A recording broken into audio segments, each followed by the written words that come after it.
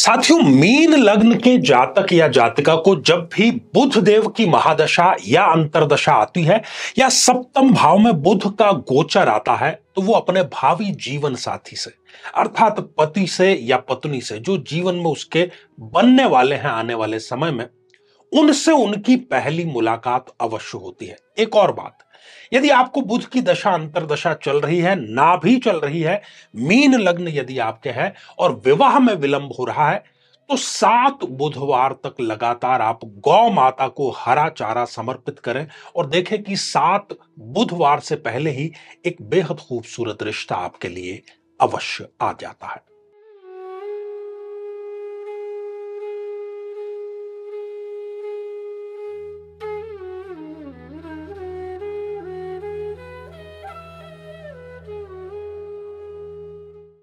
साथियों, कहने को तो राहु का फिजिकली कोई अस्तित्व नहीं है, लेकिन जन्म पत्रिका की यदि हम बात करें, ग्रहों की यदि हम बात करें, तो जीवन के 80 से 85% समस्याएं कहीं ना कहीं राहु जनित समस्याएं हैं।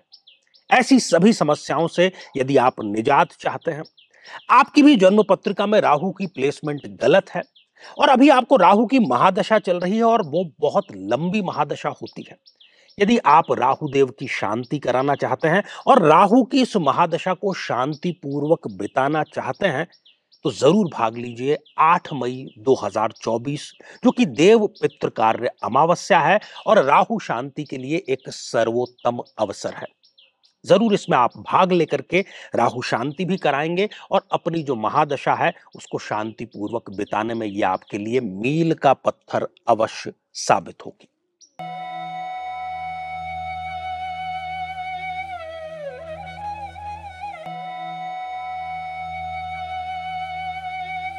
तो मेरे बहुत ही प्रिय और बेहद सम्मानित साथियों, हृदय की असीम गहराइयों से अभिनंदन, बहुत बहुत हार्दिक स्वागत।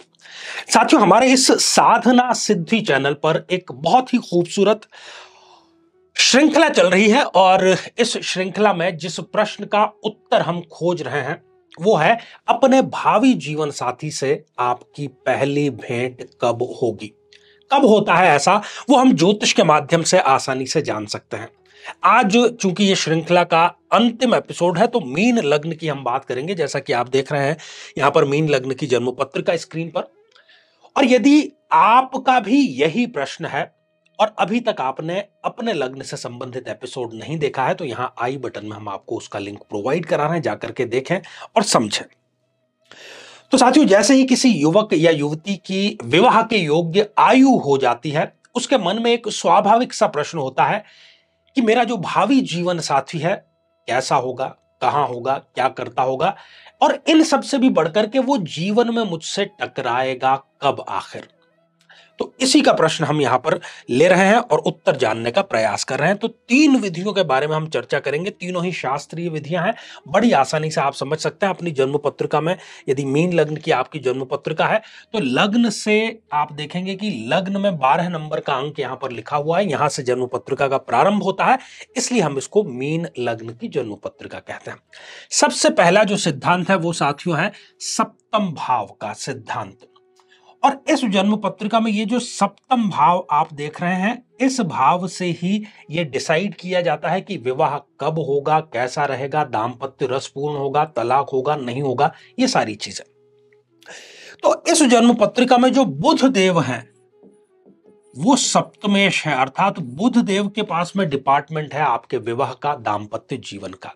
तो सबसे पहली बात तो यही कि जब भी आपको बुध की दशा या अंतरदशा आएगी, अब आप पूछेंगे कि ये पता कैसे लगेगा, तो आपके पास में जो जन्म पत्रिका है, चाहे वो कंप्यूटराइज्ड हो या हाथ की बनी हुई हो, उसमें स्पष्ट रूप से एक पेज, एक पृष्ठ आपको दिखेगा जिसमें विंशोत्तरी दशा करके एक पाठ होगा और उसमें लिखा हुआ है, डेट भी लिखी हुई है कि कब से कब तक आपको किस ग्रह की दशा चल रही है।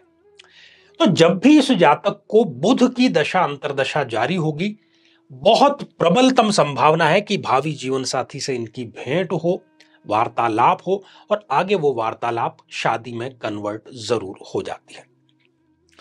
साथियों दूसरी स्थिति, जो दूसरा सिद्धांत है वो भी लगभग ऐसा ही है। उसके लिए आपको इस सप्तम भाव में, जहां पर कि आप 6 नंबर का अंक देख रहे हैं, ये सप्तम भाव है कुंडली का। तो यहां पर हो सकता है कि आपके कोई ग्रह लिखा हुआ हो। यहां पर हो सकता है कि आपके चंद्रदेव लिखा हो, सूर्य लिखा हो, केतु लिखा हो, राहु लिखा हो, कोई भी, एक से अधिक भी हो सकते हैं। तो जो कोई भी ग्रह एक या अधिक यहां पर विराजमान है, जब जब उस ग्रह की दशा अंतरदशा आपको जीवन में आएगी, भावी जीवन साथी से आपकी भेंट की प्रबलतम संभावना वो लेकर के आती है। ठीक है। अब तीसरा बिंदु ये हो गया कि आचार्य जी हमारे तो इस सप्तम भाव में कुछ भी नहीं लिखा है, ये खाली पड़ा हुआ, केवल 6 नंबर का अंक यहां पर लिखा हुआ है। ऐसी स्थिति में, क्योंकि ज्योतिष शास्त्र में हर एक ग्रह को कुछ दृष्टियां दी हुई है, 7वीं जो दृष्टि है वो दृष्टि सभी ग्रहों की होती है, पूर्ण दृष्टि होती है। इसके अतिरिक्त तो मंगल देव, शनिदेव और गुरुदेव, इनको कुछ विशेष दृष्टियां भी प्राप्त है। तो जिस किसी भी ग्रह की दृष्टि इस सप्तम भाव पर पड़ रही है, दृष्टि यहां पर पड़ना जरूरी है, उसके लिए हो सकता है कि आपको किसी विद्वान का सहारा लेना पड़ जाए। तो जो कोई भी ग्रह इस सप्तम भाव पर दृष्टिपात कर रहा है, उस ग्रह की दशा अंतरदशा में आप अपने भावी जीवन साथी से भेंट अवश्य करते हैं, मुलाकात करते हैं, और आगे वो जो बात है वो विवाह तक भी जरूर पहुंचती है। अब एक बहुत काम की बात कि हो सकता है कि आपको बुध की दशा अंतरदशा चल रही हो, किसी और ग्रह की दशा अंतरदशा चल रही हो, लेकिन तमाम कोशिशों के बावजूद भी जो विवाह है वो आपका संपन्न नहीं हो पा रहा है। ऐसे में क्या करना रहा? आपके आसपास आपको देशी गौ माता अवश्य मिल जाएगी। थोड़ा सा प्रयास करेंगे, हालांकि महानगरों में थोड़ी सी दिक्कत आ जाती है। तो देशी गौ माता को यदि आप 7 बुधवार तक लगातार हरा चारा अपनी तरफ से समर्पित करते हैं, तो बहुत संभावना है कि 3 बुधवार तक ही आपको बहुत सुंदर जीवन साथी चला करके सामने से किसी भी माध्यम से मिल जाएगा। कुंडली आपको मिलवानी जरूर है। तो साथियों, ये तो थी श्रृंखला हमारे भावी जीवन साथी से मिलने की। एक और बात यहां पर कि यहां पर चूंकि हम बुध की और जिन ग्रहों की भी बात कर रहे हैं, उनकी जो डिग्रियां हैं वो बड़े महत्व की हैं।